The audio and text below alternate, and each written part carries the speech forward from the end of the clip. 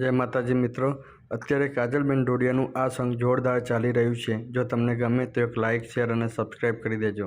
અત્યારે આજકાલ બજારમાં ઘણી બધી વાતો ફેલાઈ રહી હોય, પડી જાની વાતો ફેલાતી હોય, એ લોકો માટે ખાસ ગાવું અને એ લોકોને ખાસ જવાબ આપવો છે. એટલે અમે પડી જાની વાતો ફેલાવે,